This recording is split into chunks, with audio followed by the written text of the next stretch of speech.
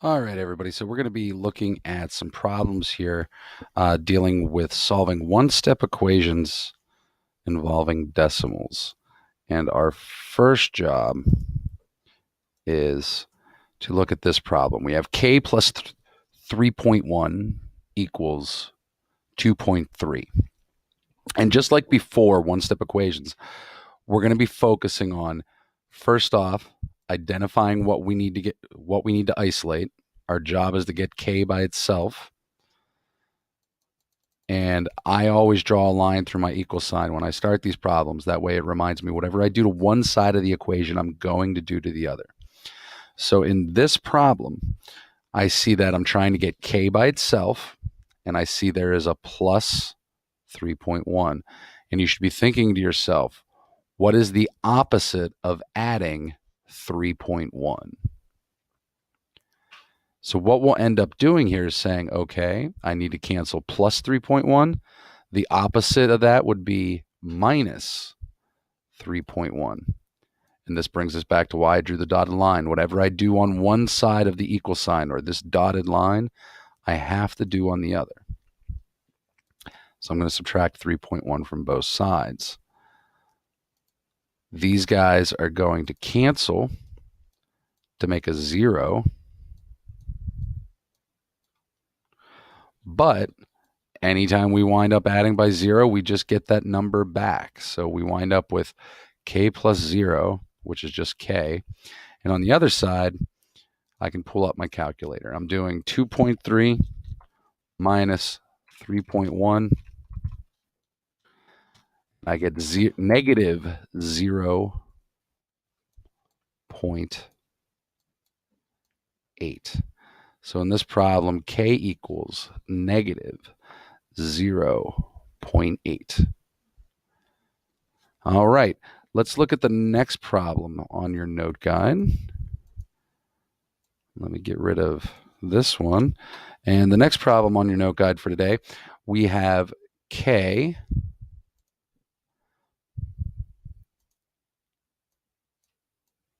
minus 12.45 equals a negative 1.67. So again, I have to remember what I'm trying to do. I'm trying to get the variable by itself, and I draw my dotted line through the equal sign because whatever I do to one side of this, I need to do to the other. And I should be thinking to myself right now, I have minus or subtract 12.45 that I have to undo to get k by itself. So what do you think we should do here? What's the opposite of subtracting by 12.45? We should be thinking that we want to add 12.45 to each side, and whatever I do to one side, I do to the other. And remember, these guys, the reason we do this is that these guys are going to cancel off and make a 0. So it's just going to leave me that k. And then on the other side, I can break out my calculator for this because nobody likes doing decimals. Now in the calculator, to do the negative sign, I have to put the number in first, 1.67, turn it negative with that plus minus button, and then add 12.45, and I get a positive 10.78. So again, these were just like the problems we did with the integers back in Module 3. But now they're just decimals. Doesn't change how we solve them, doesn't change what we're going to do. Let's look at the third problem.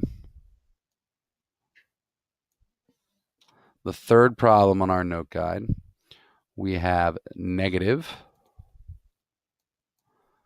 2.75 m equals negative 1.01. Again, check your steps. Undo any addition or subtraction by using the opposite operation. That's what we did on the first two examples. There's no addition or subtraction here, so I don't have to worry about that. Step 2, undo any multiplication or division by using the opposite operation. I'm trying to get this variable by itself, this m. Since I have an equal sign, I'm going to draw a line through it because whatever I do to one side, I got to do to the other. Gotta. Okay?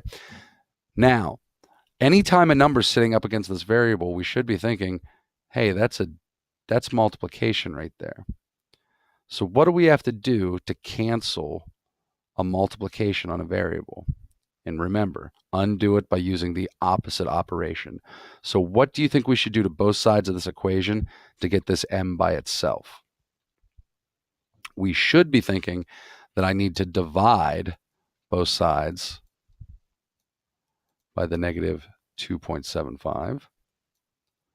And I'm just writing these as a fraction. If you wanted, you could write the division symbol. Same thing. And why do we do this? Well, negative 2.75 divided by negative 2.75 is a 1. So you wind up with 1m, which 1 times anything is just that anything. And I have negative 1.01, so 1.01, turn it negative, divided by 2.75 negative. We wind up with a nice repeating decimal, 0.36.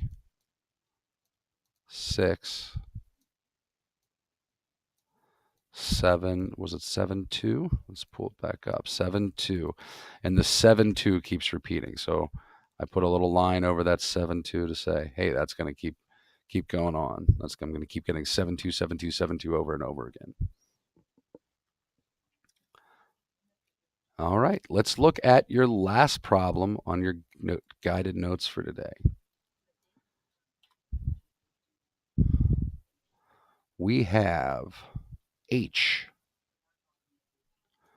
divided by 2.566 equals 3.9. Now, this looks like a fraction, but remember, it's just division.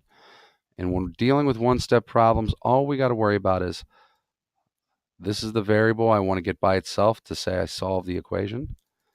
Whatever I do to one side of that equal sign, I'm going to do to the other. And we should be thinking, what should I do to both sides of this equation to cancel dividing by 2.566? What's the opposite of dividing by 2.566? And we should be thinking, well, I'm going to multiply both sides by 2.566. So this side and this side, I'm going to multiply by 2.566. And the reason we do this, whenever we multiply a whole number to a fraction, it goes to the top. And again, it's going to create that 1h that we so desperately crave, because 1h equals h. 1 times anything is that anything. And here I can pull up my calculator. 3.9 times 2.566. And I get 10.0074. So hopefully what you realized when we did this, the steps are exactly the same as when we were solving one-step equations and there were integers. The only difference now is we're dealing with a little bit more complex numbers. We're dealing with decimals.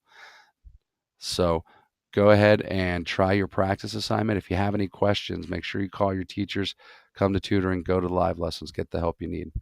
All right. We'll catch you guys in the next one. Have a wonderful day.